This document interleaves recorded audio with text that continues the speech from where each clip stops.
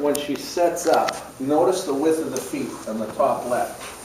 And then under it, notice how the hips are all the way around, and you see where the club is. So the two pictures on your far left. Set up the width of the feet, and then notice under it, our hips are all the way around, and look where the club is. Can you see that back there, Tom? On the far left. The width of the feet, and then notice on the one under it, notice how her hips are all the way around, look where the club is. Isn't that funny looking? That's fabulous. Of course, the golf experts think she was wrong. Yeah, her legs are too far apart. Yeah. Now, they have to make some corrections. Yeah.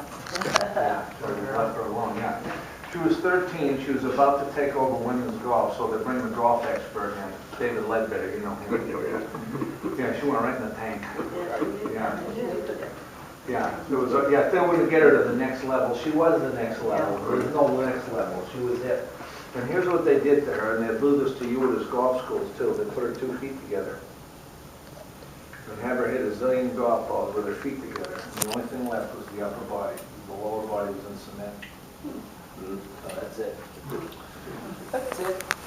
Now, notice now. Oh, here we go.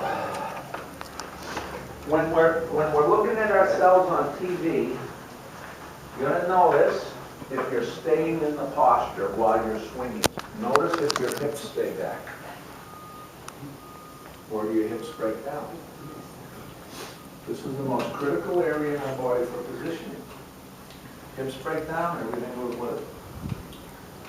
Of all the physical movements that we have to learn, the most important of all physical movements, after the posture is not a movement, but once we get things in motion, the most important movements to learn are what happens from the hips to the feet in our backswing. Notice the tension is on the inside of the right leg. If we're going to be a leg player in the downswing, we have to be a leg player in the backswing. You with me? The breakdown is if the right knee and the right hip start to go laterally. Uh-oh, everything's shot. The right knee and the right hip have to stay here and not move. You with me? So we're building tension on the inside of the right leg muscle.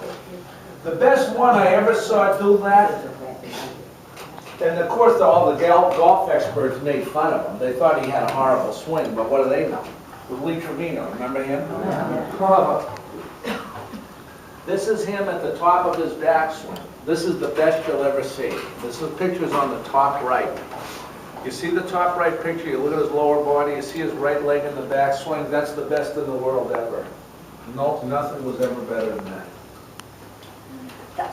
Of course, they made fun of him.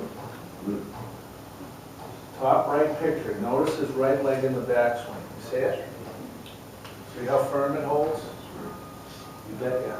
We don't want any lateral movement. Okay, that's a biggie. Now, we figured out today that the first key to direction is the shoulders. Remember how the shoulders are supposed to go? Remember this? Down and under on the railroad track.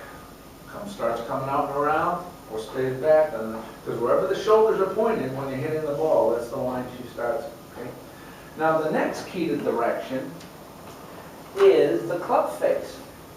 If we get the club going down the railroad track, that's great. But if the club face is open or closed, you could get the ball going right at your target, and then it goes out, and then it goes, hooks or slices. That's no good. So when should our hands turn over? You remember this? Our hands turn over after we hit the ball. Our hands don't hit the ball. Our hands hold the club face straight. Down here on the bottom left, as you look at it, this is one of the best now of modern. This is Keegan Bradley. This is unbelievable here. On the bottom left picture, you see his right wrist is still cocked back. That's unreal. You don't see much of that, even on that. See how his right wrist is cocked back? Yeah, that's another level. That's ultra. Bottom left picture. See his right wrist is cocked back?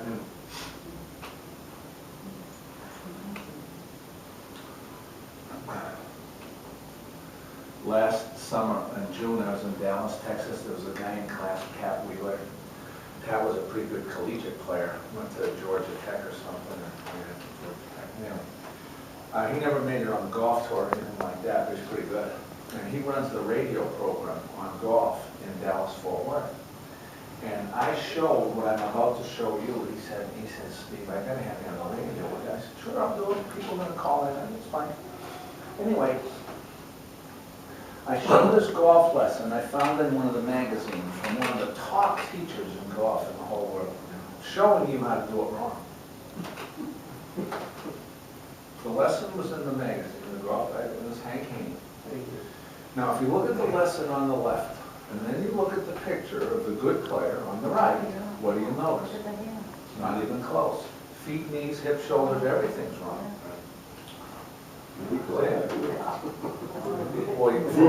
Yeah, and then Woods fired him. That's right. You get mad, you gotta get them. Yeah, that's something. Yeah. Wow. No, I think if you go to his golf school, it's probably around, $1,500, And then a private lesson is, $3,000 more. Wood's paying 50,000. Well, $29 for Steve? Priceless.